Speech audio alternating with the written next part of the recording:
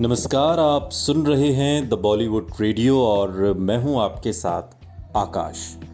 दोस्तों, किस्सा राजेश खन्ना का और बात हो रही है 70 के दशक की। ये कहानी अंजू महेंद्रू और राजेश खन्ना के टूटते रिश्तों की है। और दोनों का रिश्ता जैसे हमेशा मीडिया ट्रायल पर उन दिनों रहता था, लेकिन ऐसे हर झगड़े और उतार चढ़ाव के बावजूद राजेश खन्ना और अंजू महेंद्रू हमेशा एक हो जाते थे। ज्यादातर खबरों में रिश्तों में आती दरारों का जिम्मेदार राजेश खन्ना को ठहराया जाता था। फिल्म फेयर टैलेंट हंट में रनर अप और राजेश खन्ना के दोस्त रहे अभिनेता धीरज कुमार को राजेश खन्ना की शख्सियत का अलग ही पहलू याद आता है। धीरज के मुताबिक उस दौर में राजेश खन्ना के बेमिसाल सुपरस्टारडम के बावजूद उनके बारे में हर तरफ नेगेटिव खबरें ही प्रचलित थीं और नेगेटिव खबरें चारों तरफ प्रचलित रहती थीं। धीरज ने बाद के दिनों में बताया कि राजेश खन्ना खालिस पंजाबी थे, बड़े दिल वाले, दोस्तों के लिए कुछ भी करने को तैयार। धीरज को हैरानी है कि राजेश खन्ना के व्यक्तित्व के इस बेहतरीन पहलू का जिक्र आज भी कम ही होता है। शायद मीडिया को उनका घमंडी और सनक वाला रूप ज्यादा दिलचस्प लगता था, क्योंकि ऐसी कहानियां सुनने में ज्यादा चटपटी लगती थी।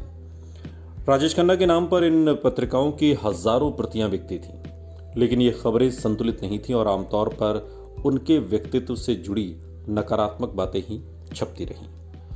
जो बात धीरज ने कही, उससे राजेश खन्ना के साथ इस दौर में काम करने वाले कई फिल्मकार और को एक्टर्स भी इत्तेफाक रखते हैं। सुपरस्टार बनने के बाद उन्होंने गर्लफ्रेंड अंजू महेंद्रू को एक बंगला तोहफे में दिया था, जिसमें वो आज भी तक रहती हैं। यही नहीं, अंजू ने खुद अपने इंटरव्यू में ये बात कही कि जब भी दोनों के बीच झगड़े हुआ करते थे, राजेश खन्ना ही आकर सॉरी बोलते थे और झगड़े को सुलझाते थे। शायद राजेश खन्ना भी सुपरस्टारडम के बाद अपने रिश्ते में आते बदलाव को पूरी तरह समझ नहीं पाए थे।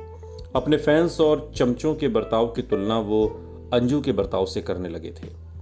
ये लोग उनकी हर बात की तारीफ करते थे।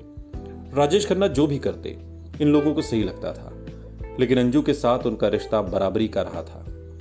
जब वो राजेश खन्ना के किसी फैसले पर सवाल उठाती थीं, तो राजेश खन्ना को ये बर्दाश्त करना मुश्किल हो जाता था। तनाव से गुजरते इस रिश्ते में अब दोनों के व्यक्तित्व की असमानताएं और मतभेद और भी ज्यादा उभर कर सामने आने लगे। कहते हैं, जो बात इनके रिश्ते में बड़ा मुद्दा बन चुकी थी, वो थी अंजू की फिल्मों में काम करने की चाहत। अंजू शादी के बाद भी फिल्मों में काम करना चाहती थी, मगर राजेश को ये कतई मंजूर नहीं था। उन पर अंकुश लगाने की ये प्रवृत्ति शायद उनकी असुरक्षा की भावना का नतीजा था। 80 के दशक की शुरुआत में उनके साथ काम कर चुके एक डायरेक्टर बताते हैं कि सुपरस्टार बनने के बाद वो अपने रुतबे और ताकत से अपने विरोधियों, अपने दोस्तों और यहां तक कि अपने रिश्तों को भी पूरी तरह कंट्रोल करने लगे। उस दौर को याद करते हुए सलीम खान कहते हैं कि अगर कोई उससे किसी बात पर असहमत हो तो वो समझता था कि यह आदमी मेरे खिलाफ है। अगर कोई भी आदमी ऐसा कुछ सजेस्ट भी करता था जो उसकी मर्जी से अलग था, तो उसे लगता था जैसे उसका विरोध हो रहा है। He did not take such disagreement kindly। इसके बाद तो वो कई बार ऐसी हरकतें तक कर देते थे जैसे वो उनका करीबी नहीं, कोई दुश्मन हो। यही बात उन दिनों अंजू महेंद्रू के साथ गुजर रही थी। सुनते रहिए द बॉलीवुड रेडियो, सुनता है सारा इंडिया।